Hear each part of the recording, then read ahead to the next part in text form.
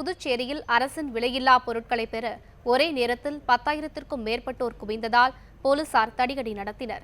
இதில் பெண்கள் உட்பட 20க்கும் மேற்பட்டோர் காயமடைந்தனர். புதுச்சேரியில் தொகுதி வாரியாக அரசின் விலையில்லா பொருட்களான மிக்சி, கிரைண்டர்கள் வழங்கப்பட்டு வருகின்றன. இந்நிலையில் கதிர்காமம் அரசு பெண்கள் மேல்நிலைப் பள்ளியில் அனைவருக்கும் இலவச மிக்சி, கிரைண்டர் வழங்கப்படுகிறது என தகவல் கிடைத்தது.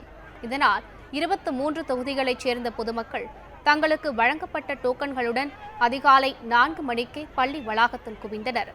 கூட்டத்தை கட்டுப்படுத்த முடியாத நிலை ஏற்பட்டதால் போலீசார் தடியடி நடத்தி கூட்டத்தை கலைத்தனர். இதில் பெண்கள் உட்பட 20க்கும் மேற்பட்டோர் காயமடைந்தனர்.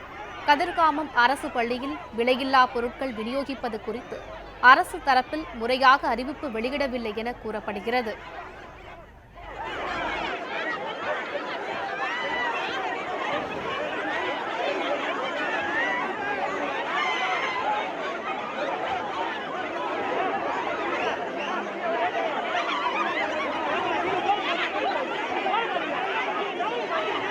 ரெண்டு போலீஸ்காரங்க மப்டியில் இருந்தாங்க. அவ்வளோதான்.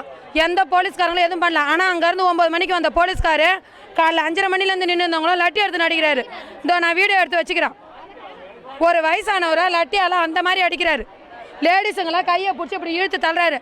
அப்போ 5:30 மணிக்கு வந்தவங்கன்னா அப்போ ஏன் விஐபியில் உள்ளவங்களுக்கு மட்டும் அவங்க கொடுத்துட்டு இருக்கலாம்ல? எதுக்கு பொதுமக்களை வர வச்சு இந்த மாதிரி கொடுக்குறாங்க? கிட்ட உந்து மேலே ஆம்பளை உந்து பொம்பளை உந்து நான் உயிர் தப்பிச்சு வந்தேன். நான் செத்துருப்பேன்.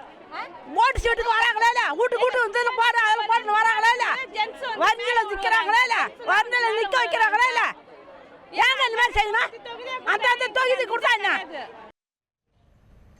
இது குறித்து செய்தியாளர்களிடம் பேசிய முதலமைச்சர் ரங்கசாமி, லாஸ்பேட்டை, தட்டாச்சாவடி உள்ளிட்ட பல பகுதிகளில் ஜனவரி 1ஆம் தேதிக்குள் அனைவருக்கும் மிக்சி, கிரைண்டர் வழங்கப்படும் என்றும் தற்போதைய நிலையில் விநியோகம் நிறுத்தப்பட்டுள்ளதாகவும் தெரிவித்தார். டோக்கன் வழங்கப்பட்ட அனைவருக்கும் மிக்சி, கிரைண்டர் கிடைக்கும். இந்த மாத இறுதிக்குள்ளாக ஒரே சமயத்தில் நகரப்பகுதியில் அனைத்து தொகுதிகளும் வழங்கப்படும்.